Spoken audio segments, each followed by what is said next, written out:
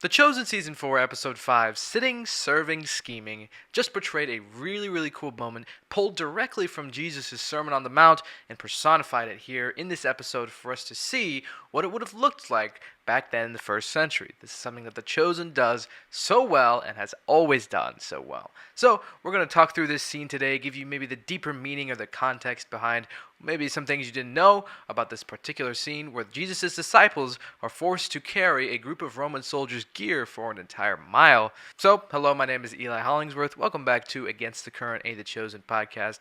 And let's go ahead and roll that intro.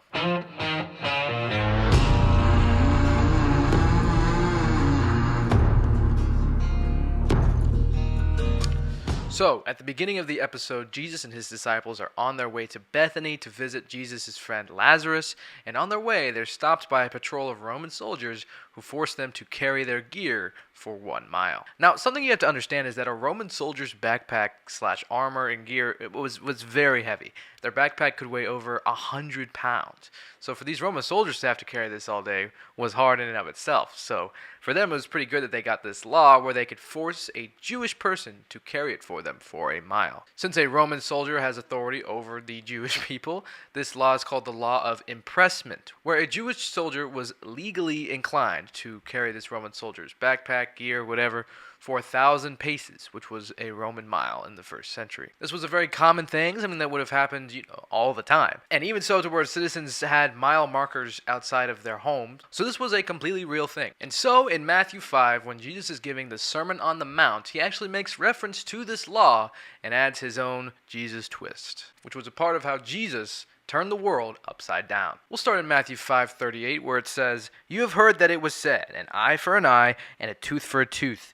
But I say to you, do not resist anyone who is evil. But if anyone slaps you on the right cheek, turn to him the other also. And if anyone would sue you and take your tunic, let him have your cloak as well. And if anyone forces you to go 1 mile, go with him 2 miles. Give to the one who begs from you, and do not refuse the one who would borrow from you." Jesus was all about this attitude of peace, humbleness, and respect for everyone around you, always considering yourself the lowest in the room. So, as The Chosen so cleverly weaves storylines into their show, they decided to personify this particular moment in The Chosen by having the disciples encounter this and showing how they would have really reacted and how they would have really felt about having to do this for a Roman group of soldiers. As they're walking, the Roman soldiers make fun of them or throw jabs and try to diminish these Jewish people. You can imagine at any Roman's surprise when they get to the mile marker and the Jewish person on their own volition keeps going for another mile out of humbleness for the Roman soldier. And as we see as The Chosen finishes out this scene, it played out much likely as it would have in the first century. These Romans are very surprised,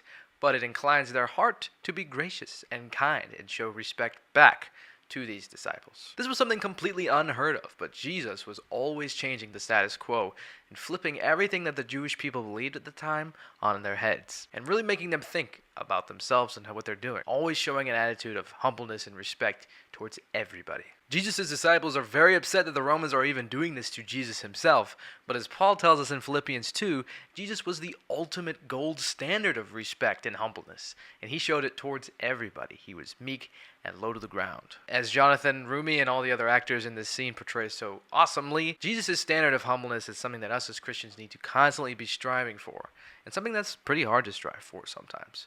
But this scene was really well done.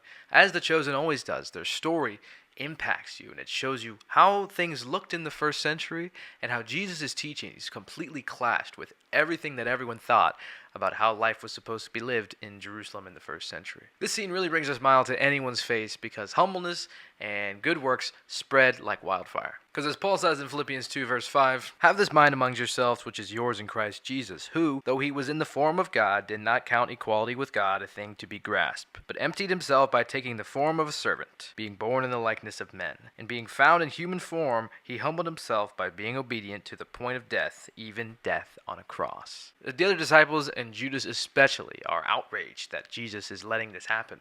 But it really shows just how humble Jesus was and how he really did show us how we're supposed to act as Christians towards those around us, and it's a really great lesson that The Chosen weaved into its storyline here in The Chosen Season 4. So what did you think of this scene? What did you think about all of these moving parts, and how did you enjoy this personification of this particular lesson from the Sermon on the Mount?